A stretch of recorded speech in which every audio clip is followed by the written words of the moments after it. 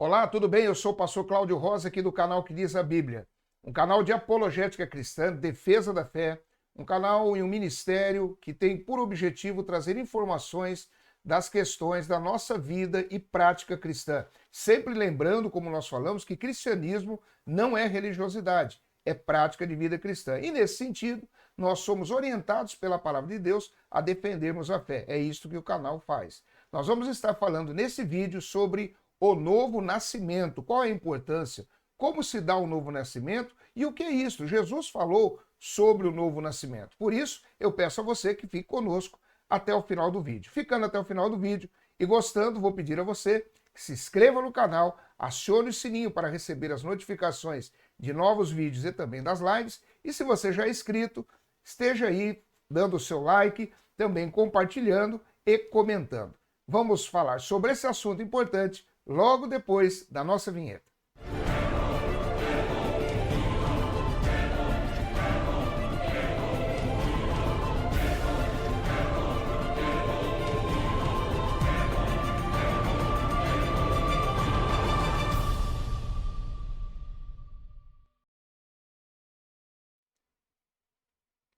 Muito bem, nós estamos de volta. O que é o novo nascimento? O novo nascimento, Jesus vem falando ou falou exaustivamente sobre ele. Em especial, existe um texto bíblico falando sobre o novo nascimento, Jesus explicando sobre ele. Mas esse novo nascimento, como ele acontece? Ele é uma ação, obviamente, do Espírito Santo de Deus sobre a vida do homem. Quando falamos homem, nós estamos falando do gênero humano, homem e mulher, do homem natural, aquele que ainda não conhece a Deus, ou que tenta buscar alguma divindade, mas não conhece ao Deus de Israel, o Deus da Bíblia.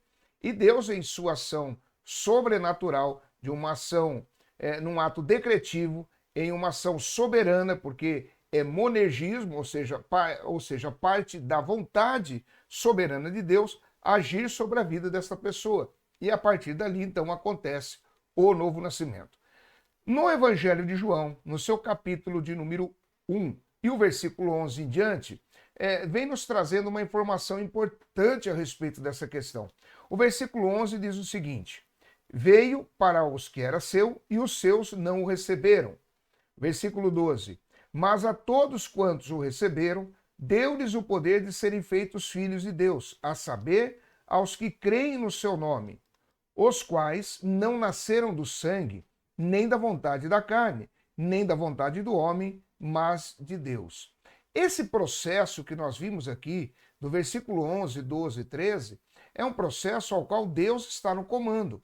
Nós vemos, por exemplo, aqui no versículo 13, dizendo que aqueles que passam por esse processo, eles não nasceram do sangue, nem da vontade da carne e nem da vontade do homem, mas de Deus, ou seja, uma ação sobrenatural de Deus. E aqui é aonde acontece exatamente o novo nascimento. Esse novo nascimento, então, é um processo sobrenatural ao qual o ser humano caído nos delitos e pecados, ele é revivificado, ou seja, há uma vivificação sobre a vida do homem que era um pecador contumaz. Está isso de acordo com Efésios capítulo 2, no seu versículo 1, onde a palavra de Deus diz: e ele vos vivificou, estando vós mortos em delitos e pecados. Bem, uma questão aqui. O que significa literalmente nascer da água e do Espírito? Em João, no capítulo de número 3, ainda no Evangelho de João, capítulo de número 3, capítulo 3 e o versículo 5, nos diz assim, 3, 5. Respondeu Jesus: em verdade te digo, quem não nascer da água e do Espírito não pode entrar no reino de Deus. Não, ou bem, qual é o significado disto que Jesus falou aqui? Nascer da água e do Espírito. É uma doutrina cristã, obviamente. E o nascer da água e do Espírito é você ter essa experiência sobrenatural com Deus através do Espírito Santo, aonde os olhos espirituais do homem natural é aberto ou são abertos. E a partir daí, nós podemos ter uma noção mais clara de quem nós somos, ou seja, que éramos pecadores contumazes, caídos em delitos e pecados, e fomos salvos pela misericórdia e o beneplácito da vontade de Deus. entendemos qual é o plano de Deus para nossas vidas, o plano de salvação, entendemos perfeitamente na nossa vida cristã, no conhecimento que Deus vai nos dando, o sacrifício vicário de Cristo na cruz. Porque as pessoas, os homens naturais, sabem até, historicamente, por assim dizer, que Jesus morreu na cruz, mas não têm um entendimento espiritual pleno a respeito disso. E não conseguem ter paz com Deus, no sentido de porque não tiveram a justificação. Isto está de acordo com aquilo que está escrito em Romanos capítulo 5, versículo 1. Justificados, pois, pelo sangue de Jesus Cristo, tendes paz com Deus. Ou seja, a nossa paz com Deus, ela vem através da justificação que recebemos por ocasião do sacrifício de Jesus na cruz. E nós só podemos entender isto a partir desse momento do novo nascimento. O novo nascimento também provoca em nós o inconformismo com o sistema. Veja bem, o fato de nós não nos conformarmos com o sistema absolutamente não quer dizer que nós vamos poder mudá-lo, mas pelo menos nós não seremos moldados por ele. E é exatamente o que diz em Romanos capítulo 12, no seu versículo 2, onde diz assim: e não sedes conformados com este mundo, mas sedes transformados pela renovação do vosso entendimento. Ou seja, essa renovação do nosso entendimento, ela vem através do novo nascimento, da ação do Espírito Santo de Deus sobre nossas vidas. E a partir daí se completa o versículo, onde nós podemos então entender qual seja a boa, agradável e perfeita vontade de Deus. Porque o homem incrédulo, porque aqueles que não obedecem a Deus não entendem a boa, agradável e perfeita vontade de Deus? Porque não passaram pelo processo do novo nascimento. Então, o que significa isso, como nós colocamos aqui, literalmente, o nascer da água e do Espírito, é esta experiência maravilhosa com Deus, através do Espírito Santo, ao qual Deus trabalhou sobre a vida desse ser humano. E em um segundo lugar, também nós colocamos assim, o que significa a água, o nascer da água, o nascer da água, o nascer dessa situação ao qual se passa pelo batismo e o passar por esse batismo ele proporciona a salvação.